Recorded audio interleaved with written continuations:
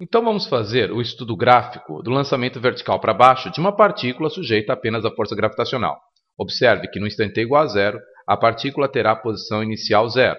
Orientei minha trajetória para baixo, ou seja, à medida que o corpo desce, o movimento será progressivo. A aceleração escalar será, nesse caso, como estudamos, igual a mais g. O gráfico da velocidade em função do tempo será regido pela função v igual a v0 mais γt, onde γ é igual a g.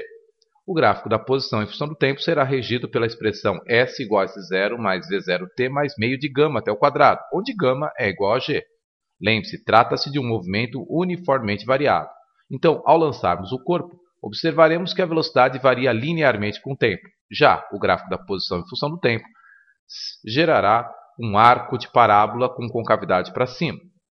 De fato, a velocidade em função do tempo é uma função de primeiro grau. A posição em função do tempo é uma função de segundo grau. Observe que, no gráfico velocidade com tempo, as velocidades escalares são positivas em qualquer instante, já que orientamos a trajetória verticalmente para baixo, e as posições, com o passar do tempo, são crescentes. Se calcularmos a aceleração escalar em qualquer intervalo de tempo a partir do gráfico velocidade em função do tempo, obteremos o valor de g em módulo, aceleração gravitacional. Agora, uma importante propriedade gráfica pode ser analisada quando observamos esse movimento uniformemente variado em intervalos de tempo iguais. Então vamos lá. Lancei o corpo verticalmente para baixo. Após um certo intervalo de tempo t, o corpo atinge uma velocidade escalar v. Após um mesmo intervalo de tempo, a velocidade escalar atingida será o dobro da anterior, e assim sucessivamente. Ou seja, se lançarmos um corpo a partir do repouso, a equação v igual a v0 mais γt me diz que v1 é 0 mais gt. Isto é a velocidade escalar no instante t. v2 é a velocidade escalar no instante t2.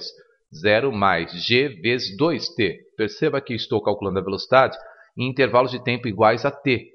Portanto, t, 2t, 3t, 4t. Observe, a velocidade escalar passa a ser 2v, 3v e 4v. Ou seja, a velocidade escalar, nesse caso, a partir do repouso, é diretamente proporcional ao tempo. Muito bom. Sabemos que este gráfico da velocidade escalar em função do tempo tem duas propriedades básicas. A primeira é que a declividade da reta em relação ao eixo horizontal é a aceleração escalar. Então, se calcularmos a tangente deste ângulo, nós teremos a aceleração escalar, que em módulo é a gravidade.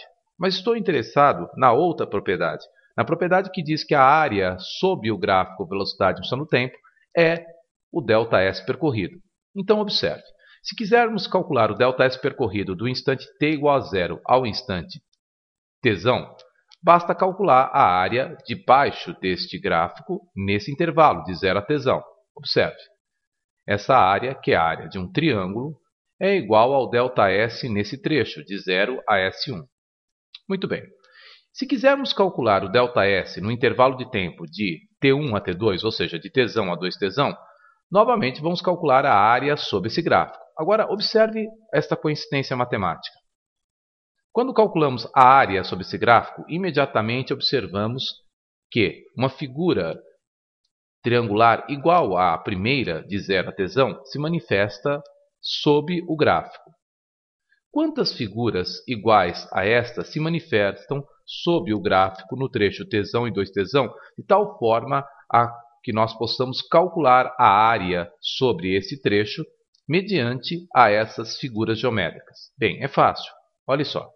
Mais um triângulo igual, mais um triângulo igual. Ou seja, três triângulos iguais ao triângulo de área 0 a tzão. Ou seja, geometricamente percebemos então que no intervalo de tempo de tzão a 2tζão, o ΔS percorrido pela partícula corresponde a 3 vezes o ΔS percorrido do instante 0 ao instante tzão, portanto 3d. Podemos fazer a mesma análise do instante 2tζão a 3tζão. Quantas figuras iguais a esse triângulo podem ser colocadas nesse espaço entre 2tζão e 3tζão de tal forma a calcular a área sob o gráfico? Bem, observe. 1, 2, 3, 4, 5.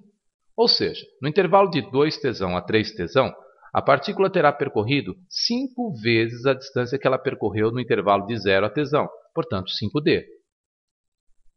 Observe que essas distâncias sucessivas percorridas em intervalos de tempo iguais, neste move, obedecem a uma sequência numérica especial. É uma progressão aritmética.